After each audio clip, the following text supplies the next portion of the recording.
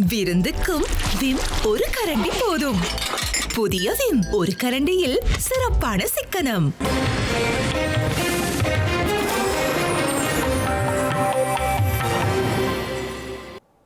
வணக்கம். இது ஐபிசி தமிழின் காலை நேர பிரதான செய்திகள். முதலில் தலைப்புச் செய்திகள். தமிழர்களுக்கு எதிரான இனப்படுகொலை விசாரணை வேண்டும் என்கிறார் மனோ. ரணிலையும் விசாரிக்க வேண்டும் எனவும் கருத்து. கச்சதீவு புனித அந்தோனியார் திருவிழா இன்று ஆரம்பம். கடற்றொழிலாளர் பிரச்சினைக்கு மத்தியில் விழாவில் பலர் பங்கேற்பு. பூசா வதி முகாமின் முக்கிய சிறை அதிகாரி படுகொலை. துப்பாக்கிச் சூடுகளால் அனுரவுக்கு அதிகரிக்கும் நெருக்கடி. தமிழ்நாட்டின் வரவு செலவு திட்டம் இன்று தாக்கல். சட்டமன்ற தேர்தலுக்கு முன்னர் வருவதால் எதிர்பார்ப்பு அதிகரிப்பு. கனடாவின் புதிய பிரதமர் இன்று பதவியேற்பு. வரி சவால்கள் தேர்தலை எதிர்கொள்ளும் மார்கோ கார்னி. இனி தொடர்வது விரிவான செய்திகள். சர்ச்சைக்குரிய பட்டலந்த வதை முகாம் தொடர்புட்ட ஸ்ரீலங்காவின் முன்னாள் ஜனாதிபதி ரணில் விக்ரமசிங்கவின் செயற்பாடுகள் மற்றும் அவர் மீதான குற்றச்சாட்டுகள் குறித்து கட்டாயம் விசாரணை செய்யப்பட வேண்டும் என தமிழ் முற்போக்கு கூட்டணி வலியுறுத்தியுள்ளது. பட்டலந்த வதை முகாம் தொடர்பான அறிக்கை நாடாளுமன்றத்தில் சமர்ப்பிக்கப்பட்டு அது தொடர்பாக விவாதிக்கப்பட வேண்டும் என கூட்டணியின் தலைவரும் நாடாளுமன்ற உறுப்பினருமான மனோ கணேசன் சுட்டிக்காட்டியுள்ளார். பாராளுமன்றத்தில் அந்த ஆணைக்குழுவின் அறிக்கை சமர்ப்பிக்கப்பட வேண்டும். நாங்கள் விவாதிப்போம். பிறகு அது அப்படியே கொண்டு சென்று சட்டமாதிபதியினருக்கு வழங்கி வழக்கு தொடரப்பட வேண்டும், குற்றமத்துக்கு சாற்றப்பட வேண்டும். அதில் மாற்றுக்கிறது இடம் கிடையாது. அதே வேளையிலே அந்த பட்டலந்த ஆணைக்குழு அறிக்கையிலே ரணில் மட்டுமே குற்றச்சாட்டு தெரியவில்லை, பார்க்க வேண்டும் என்ற அந்த காலகட்டத்திலே கொலைகள் நிகழ்ந்தன, தவறான காரியங்கள், குற்றவியல் காரியங்கள் நடந்தன, பார்க்க வேண்டும். அது ஒரு புறம் இருக்க, தமிழகங்களை பொறுத்தவரையிலே ஒரு கேள்வி இருக்கிறது. ஏன் பட்டலந்த வதை முகாம் மட்டும் நாங்கள் விசாரிக்க வேண்டும்? 48ஆம் வருடத்திலிருந்து இன்று வரை தமிழர்கள் மீது எத்தனையோ சித்திரவை சம்பவங்கள் நிகழ்ந்திருக்கின்றன. 58 கலவரம், 77 கலவரம், 83 கலவரம் நிகழ்ந்தது. அது பிறகு அந்த பாதுகாப்பு கொண்ட சிறை கூடங்களில் நிகழ்ந்த வெளிக்கடை படுகொலை மற்றும் பண்டாரவரில் நடந்த அந்த ஒரு படுகொலை இருக்கிறதா அங்கே பட்டலந்த மன்னிக்கும் பிந்துவ படுகொலை நிகழ்ந்தது. தமிழர் கொல்லப்பட்டார்கள், இறுதியில் கொல்லப்பட்டார்கள். இவ்வளவு பேர் தன் குடும்பத்தவர்களாலே சென்று ராணுவ அதிகாரிகளிடம் கையளிக்கப்பட்டார்கள், சரணடைந்தார்கள். என்ன நடந்தது அவர்களுக்கு? கேள்வி எழுப்புகிறது அல்லவா? கொழும்பிலே கூட பல எக்ஸ்ட்ரா ஜுடிஷியல் கில்லிங்ஸ், சட்டவிரோதமான கொலைகள் நிகழ்ந்தன, கடத்தப்பட்டார்கள், காணாமல் போனார்கள். அது யாருடைய சொல்வது மட்டுமல்ல, நிறைய ஜெனோசைட் சொல்லக்கூடிய இனப்படுகொலை நடந்ததாக கூட உலகம் சொல்கிறது. விசாரிக்க வேண்டும் அல்லவா? ஏன் தமிழர்களின் மீது நிகழ்த்தப்பட்ட படுகொலைகள், சித்திரவதைகள், சட்டவிரோத செயல்பாடுகள் எல்லாம் விசாரிக்க முடியாது? ஆனால் ஏறக்குறைய 88 என்று சொல்ல பார்த்தால் ஏறக்குறைய 18, 20, 37 வருடங்களுக்கு முன்னால் நிகழ்ந்த பட்டத்தை மட்டும் விசாரிக்க வேண்டும். விசாரிங்க வேண்டாம் சொல்லவில்லை, இதை விசாரிங்கள், எல்லாம் விசாரிங்க. அது மட்டுமல்ல, சமீப காலத்திலே முஸ்லிம் மக்கள் மீது நிகழ்ந்த அந்த மினுவங்கடையிலே, கண்டியிலே, களுத்துறை மாவட்டத்தில் நிகழ்ந்த அந்த படுகொலைகள் எல்லாம் விசாரிக்க வேண்டும். கச்சதீவு புனித அந்தோனியார் ஆலயத்தின் வருடாந்த திருவிழா இன்று வெள்ளிக்கிழமை ஆரம்பமாக உள்ளது. இந்த திருவிழா நாளை மறுதினம் சனிக்கிழமை காலை திருநாள் திருப்பலியுடன் காலை 9 மணியளவில் திருவிழா நிறைவு பெறும் என யாழ் மறைமாவட்ட குறுமுதல்வர் ஜெபரட்னம் அடிகளார் தெரிவித்துள்ளார். யாழ் மறைமாவட்டத்தின் ஆயர் இல்லத்தில் ஊடகங்களுக்கு கருத்து தெரிவித்த போதே அவர் இவ்வாறு தெரிவித்துள்ளார். வரலாற்று சிறப்புமிக்க கச்சதீவு புனித அந்தோனியார் ஆலய வருடாந்த உற்சவத்தில் வழமை போன்று இந்த வருடமும் இலங்கை இந்திய பக்தர்கள் ஆயிரக்கணக்கில் கலந்து கொள்கின்றனர். இரு நாடுகளிலும் இருந்து 8000 பக்தர்களும் சிவகங்கை மாவட்ட ஆயருடன் இணைந்து 100 குருக்களும் இந்த யாத்திரையில் கலந்து கொண்டுள்ளனர். நெடுந்தீவு பிரதேச சபை, யாழ் மாவட்ட செயலகம், ஸ்ரீலங்கா கடற்படை இணைந்து இந்த திருவிழாவுக்கான ஏற்பாடுகளை முன்னெடுத்துள்ளனர். இன்று முதல் குறிகட்டுவானுக்கான பேருந்து சேவைகளும் குறிகட்டுவானில் இருந்து படகு சேவைகளும் முன்னெடுக்கப்படுகின்றன. இந்த திருவிழாவை முன்னிட்டு குடிநீர், உணவு, கழிவறை என அனைத்து வசதி ஏற்பாடுகளும் செய்யப்பட்டுள்ளன. இன்று மாலை 4 மணியளவில் திருச்செபமாலையும், அதனைத் தொடர்ந்து திருச்சிலுவை பாதை, திருப்பலி, நற்கருணை ஆராதனையை தொடர்ந்து புனித அந்தோனியாரின் திருச்சுருவ பவனி இடம்பெறவுள்ளது. தொடர்ச்சியாக நாளை சனிக்கிழமை காலை 7 மணிக்கு திருவிழா திருப்பலி ஆயர் தலைமையில் ஒப்புக் கொடுக்கப்பட உள்ளதாக யாழ் மறைமாவட்ட குறுமுதல்வர் ஜெபரட்னம் அடிகளார் தெரிவித்துள்ளார். சனிக்கிழமை மாலை திருப்பலி யாழ் மறைமாவட்ட குறுமுதல்வர் என்கின்ற வகையில் தாம் இந்த திருப்பலியை ஒப்புக் கொடுக்க உள்ளதாகவும் மறுநாள் காலை திருப்பலி சிவகங்கை மறைமாவட்ட ஆயர் தலைமையில் ஒப்புக் கொடுக்கப்படும் எனவும் அவர் தெரிவித்துள்ளார். இதனைத் தவிர இலங்கையின் தென்பகுதி சகோதரர்களும் வரவிருப்பதால் சிங்கள மொழியில் மறையுரை ஆற்றுவதற்காக கொழும்பு மறைமாவட்டத்தில் இருந்து அருட்தந்தை சிஸ்வாண்டி குருஸ் அடிகளாரும் கலந்து கொள்ள உள்ளார். யாழ்ப்பாணம் மன்னாரில் இருந்து 4000 பக்தர்களும் 50 குருமார்களும் பங்கு கொள்வார்கள் என்றும் தெரிவிக்கப்பட்டுள்ளது. சர்ச்சைக்குரிய வதை முகாமாக அறியப்பட்ட பூசா தடுப்பு முகாமின் முன்னாள் காவல்துறை கண்காணிப்பாளர் சுட்டுக் கொல்லப்பட்டுள்ளார். காலி மாவட்டத்தில் உள்ள அக்னிமென பகுதியில் வைத்து இந்த முன்னாள் சிறை அதிகாரி சுட்டுக் கொல்லப்பட்டுள்ளதாக காவல்துறையினர் தெரிவித்துள்ளனர். அக்மிமென தலகாகாவில் உள்ள முன்னாள் சிறை அதிகாரியின் வீட்டுக்கு சென்ற அடையாளம் தெரியாத துப்பாக்கிதாரிகள் அவரை சுட்டுக் கொண்டுள்ளதாக காவல்துறை தெரிவித்துள்ளது. ஒன்றுளியில் சென்ற 2 ஆயுததாரிகளே இந்த துப்பாக்கிச் சூட்டை நடத்தியதாக காவல்துறையினர் தெரிவித்தனர். பூசா சிறைச்சாலையின் முன்னாள் கண்காணிப்பாளரான ஸ்ரீதத் தம்மிக என்று அடையாளம் காணப்பட்டுள்ளார். இந்த துப்பாக்கிச் சூட்டு சம்பவம் தொடர்பிலான மேலதிக விசாரணைகளை அக்மிமென காவல்துறையினர் முன்னெடுத்து வருவதாக தெரிவிக்கப்பட்டுள்ளது. சர்வதேச நாணய நிதியத்தின் பரிந்துரைகளை செயற்படுத்த வேண்டியதன் கடப்பாடு ஸ்ரீலங்கா அரசாங்கத்துக்கு உள்ளதாக ஜனாதிபதி அனுரகுமார திசாநாயக்க தெரிவித்துள்ளார். இந்த இக்கட்டான சூழ்நிலைக்கு மத்தியிலும் அரசு ஊழியர்களின் சம்பளத்தை அதிகரிக்க அரசாங்கம் நடவடிக்கை எடுத்துள்ளதாகவும் அவர் இதன்போது சுட்டிக்காட்டியுள்ளார்.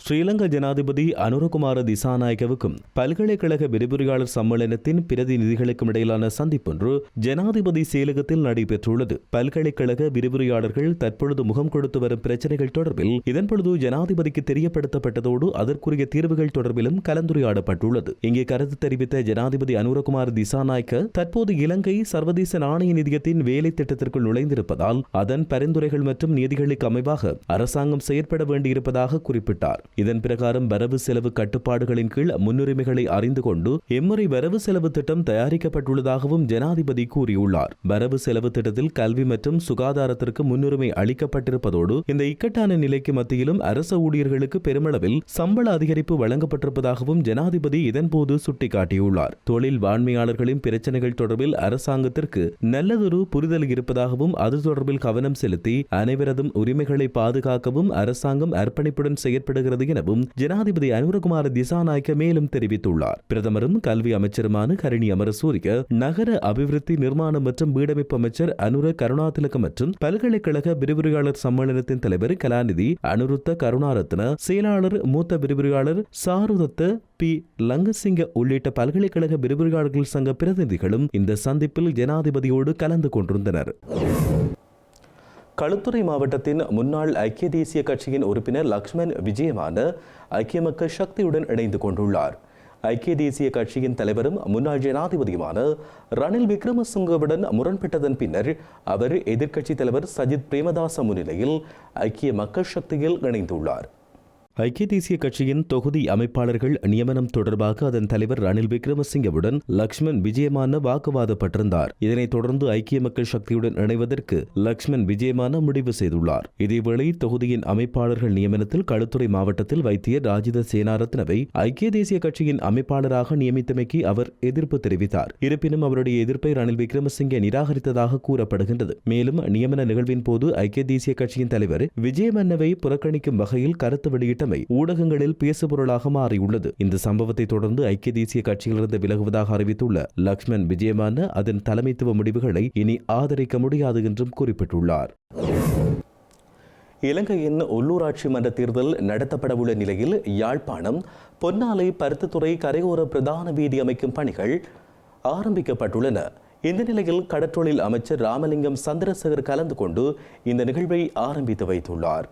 பருத்தித்துறை பொன்னாலை வீதியில் தொண்டமனாறு அரசடி முதல் பருத்தித்துறை துறைமுகம் வரையிலான வீதியின் புனரமைப்பு அங்குரார்ப்பண நிகழ்வு வல்வெட்டித்துறை சந்தையில் இடம்பெற்றது. இந்த நிகழ்வில் கலந்து கொண்டு கருத்து வெளியிட்டுள்ள வடக்கு மாகாண ஆளுநர் நா வேதநாயகன் மிக மோசமாக பாதிக்கப்பட்ட இந்த வீதி புனரமைக்கப்படுவது மிக முக்கியமானது என்று தெரிவித்தார். வீதிகளை புனரமைப்பு செய்யாமல் எந்தவொரு அபிவிருத்தியும் சாத்தியமில்லை என்றும் வீதி அபிவிருத்தி மிக மிக முக்கியமானது எனவும் அவர் இதன்போது தெரிவித்தார். அரசாங்கம் வடக்கு மாகாணத்தின் வீதி அபிவிருத்திக்கென இந்த ஆண்டிற்கு மாத்திரம் 5,000 மில்லியன் ரூபாவை ஒதுக்கியுள்ளதாகவும் எதிர்காலத்தில் பல வீதிகள் அபிவிருத்தி செய்யப்படும் என்றும் அவர் கூறியுள்ளார். இந்த நிகழ்வில் கடற்றொழில் அமைச்சர் சந்திரசேகரன், நாடாளுமன்ற உறுப்பினர்களான இளங்குமரன், ரஜீவன், வடக்கு மாகாண பிரதம செயலாளர் இளங்கோவன், யாழ் மாவட்ட செயலர் பிரதீபன், பருத்தித்துறை பிரதேச செயலர் சத்தியசீலன் ஆகியோரும் இதில் கலந்து கொண்டனர். ஓரினச் சேர்க்கையாளர்கள் சமூகம் குறித்து ஸ்ரீலங்காவின் காவல்துறை அதிகாரிகளுக்கு கல்வி கற்பிப்பதற்காக வடிவமைக்கப்பட்ட பயிற்சி திட்டத்தை பற்றி தேசிய காவல் நிர்வாகம் விளக்க அறிக்கை ஒன்றை வெளியிட்டுள்ளது. இந்த முயற்சி தொடர்பாக சமூக ஊடகங்களில் திரிவுபடுத்தப்பட்ட மற்றும் தவறான தகவல்கள் பரப்பப்பட்டதாக தேசிய காவல் நிர்வாகத்தின் நிர்வாக பணிப்பாளரும் பிரதி காவல்துறை அதிபருமான ஜாலியா சேனாரத்ன தெரிவித்தார். நாட்டில் ஓரினச் சேர்க்கையாளர்களை ஊக்குவிப்பதன் மூலம் சனத்தொகையை கட்டுப்படுத்த அமெரிக்கா மற்றும் அதன் நட்புறவு மேற்குலக நாடுகள் முயற்சிப்பதான விமர்சனங்களுக்கு மத்தியில் இந்த பயிற்சி திட்டம் முன்னெடுக்கப்பட்டுள்ள நிலையில் ஜாலியா சேனாரத்ன தன்னுடைய விளக்கத்தை வழங்கியுள்ளார். நெதர்லாந்து தூதரகத்தின் ஆதரவுடன் கட்டான தேசிய காவல் பயிற்சி நிறுவனத்தில் தொடங்கப்பட்ட இந்த பயிற்சி திட்டம் LGBTIQ தனிநபர்கள் குறித்த அதிகாரிகளின் புரிதலை மேம்படுத்துவதை நோக்கமாக கொண்டுள்ளதாக தெரிவிக்கப்பட்டுள்ளது. தொடக்க அமர்வு கடந்த 10ஆம் தேதி நெதர்லாந்து தூதர் ஃபோனி ஹார்பாக், பதில் காவல்துறை அதிபர் மற்றும் பெண்கள் மற்றும் குழந்தைகள் பணியகத்தின் பொறுப்பான பிரதி காவல்துறை அதிபர் ஆகியோரின் பங்கேற்புடன் நடைபெற்றுள்ளது. காவல் பயிற்சி திட்டங்கள் தொடர்பான அதிகாரப்பூர்வ தகவல் தொடர்புகள் சரிபார்க்கப்பட்ட ஆதாரங்களின் அடிப்படையில் பிரசுரிக்கப்பட வேண்டும் என்றும் காவல்துறை கொள்கைகளின் எந்தவொரு தவறான தகவல் அல்லது தவறான பிரதிநிதித்துவமும் சட்டப்பூர்வ கையாளப்படும் என்றும் நிர்வாக பணிப்பாளர் தன்னுடைய அறிக்கையில் குறிப்பிட்டுள்ளார். தமிழ்நாட்டில் அடுத்த ஆண்டு சட்டமன்ற தேர்தல் நடைபெறவுள்ள நிலையில் இன்று மு.க. ஸ்டாலின் தலைமையிலான அரசு மாநில வரவு செலவு திட்டத்தை தாக்கல் செய்துள்ளது. அந்த வகையில் சட்டசபையின் வரவு செலவு திட்ட கூட்டத்தொடர் இன்று ஆரம்பிக்கப்பட்டுள்ளதோடு இது 900க்கும் அதிகமான இடங்களில் நேரலையாக ஒளிபரப்பு செய்யப்பட்டு வருகிறது. சட்டசபையில் இன்று கூடும் முதல் நாள் கூட்டத்தில் இன்று காலை 9:30 மணிக்கு 2025-2026 ஆண்டுக்கான நிதிநிலை அறிக்கையை நிதித்துறை அமைச்சர் தங்கம் தென்னரசு தாக்கல் செய்துள்ளார். தமிழ்நாட்டு 2025-2026 நிதியாண்டில் அரசு உத்தேசமாக மேற்கொள்ளவுள்ள செலவுகள், உத்தேசமான வருவாய் வரவுகள் போன்ற தகவல்களை நிதியமைச்சர் வெளியிட்டுள்ளார். சட்டமன்ற தேர்தல் நெருங்கி வருகின்ற நிலையில் இந்த வரவு செலவு திட்டம் மக்களை கவர்வதற்கான பல்வேறு திட்டங்கள் இடம்பெற அதிக வாய்ப்புள்ளதால் மக்கள் மத்தியில் மிகுந்த எதிர்பார்ப்பை ஏற்படுத்தி உள்ளது. இதனைத் தொடர்ந்து சட்டமன்றத்தில் நிகழும் தமிழ்நாட்டின் வரவு செலவு திட்டத்தை தாக்கல் செய்யும் நிகழ்வை மாநிலம் முழுவதிலும் 936 இடங்களில் நேரலையில் ஒளிபரப்ப ஏற்பாடு செய்யப்பட்டுள்ளது. இந்த நிலையில் வரவு செலவு திட்டம் இன்று தாக்கல் செய்யப்படுவதற்கு முன்னர் மெரினாவில் உள்ள அண்ணா கலைஞர் நினைவிடங்களில் நிதியமைச்சர் தங்கம் தென்னரசு மலர் தூவி மரியாதை செலுத்தியிருந்தார். கனடாவின் 24வது பிரதமராக இன்று மார்க் கார்னி பதவியேற்க உள்ளார். அமெரிக்காவின் வரி விதிப்பு சவால்கள் மற்றும் சாத்தியமான திடீர் தேர்தல்களுக்கு மத்தியில் ஜஸ்டின் ட்ரூடோவுக்கு பின்னர் நாட்டின் தலைமை பொறுப்பை அவர் ஏற்க உள்ளதாக தெரிவிக்கப்படுகிறது. கனடாவின் பிரதமராக ஏறத்தாழ கடந்த 10 ஆண்டுகளாக செயற்பட்டு வந்த ஜஸ்டின் ட்ரூடோ கடந்த ஜனவரி மாதம் பதவி விலகுவதாக அறிவித்தார். இதனைத் தொடர்ந்து நடைபெற்ற லிபரல் கட்சியின் தலைமைத்துவத்துக்கான வாக்கெடுப்பில் முன்னாள் மத்திய வங்கியின் ஆளுநர் மார்க் கார்னி வெற்றி பெற்றார். இந்த நிலையில் புதிய பிரதமராக மார்க் கார்னி பதவியேற்பதற்கு முன்பதாக தன்னுடைய பதவி விலகல் கடிதத்தை ஜஸ்டின் ட்ரூடோ இன்று சமர்ப்பிப்பார் என்று எதிர்பார்க்கப்பட்டுள்ளது. இதேவேளை பிரதமருடன் அவரது அமைச்சரவையும் பதவியேற்கும் என கனடாவின் ஆளுநர் அலுவலகம் கூறியுள்ளது. ஏற்கனவே உள்ள அமைச்சரவையை புதிய பிரதமர் தக்க வைத்துக் கொள்வார் என்று எதிர்பார்க்கப்படுவதோடு வரி விதிப்பு தொடர்பான தன்னுடைய முதலாவது அமைச்சரவை கலந்துரையாடலை புதிய பிரதமர் மேற்கொள்வார் என்றும் தெரிவிக்கப்பட்டுள்ளது. குறிப்பாக நிதியமைச்சர் டொமினிக் லெப்லாங், வெளிவிவகார அமைச்சர் மெலானி ஜோலி மற்றும் தொழில்துறை அமைச்சர் பிரான்சுவா பிலிப் ஷாம்பெயின் ஆகியோர் அந்த பதவியில் நீடிக்க வாய்ப்புள்ளது. மார்க் கார்னியின் நம்பிக்கையை பெற்ற இந்திய கனேடியரான அனிதா ஆனந்தும் உள்நாட்டு வர்த்தகம் மற்றும் போக்குவரத்து துறைகளை தக்க வைத்துக் கொள்வார் என்றும் எதிர்பார்க்கப்படுகிறது. செய்திகளின் நிறைவாக இனி மீண்டும் தலைப்புச் செய்திகள். தமிழர்களுக்கு எதிரான இனப்படுகொலை விசாரணை வேண்டும் என்கிறார் மனோ. ரணிலையும் விசாரிக்க வேண்டும் எனவும் கருத்து. கச்சதீவு புனித அந்தோனியார் திருவிழா இன்று ஆரம்பம்.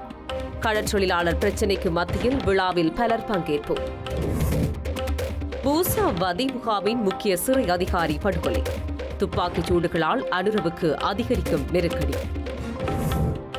தமிழ்நாட்டின் வரவு செலவு திட்டம் இன்று தாக்கல். சட்டமன்ற தேர்தலுக்கு முன்னர் வருவதால் எதிர்பார்ப்பு அதிகரிப்பு.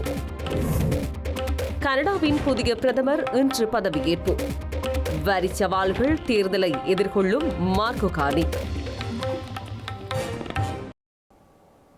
இத்துடன் ஐபிசி தமிழின் இன்றைய காலை நேர பிரதான செய்திகள் நிறைவடைகின்றன. செய்திகளை உடனுக்குடன் அறிந்து கொள்ள ibctamil.com என்கின்ற இணையதளத்தை பார்வையிடுங்கள். வணக்கம்.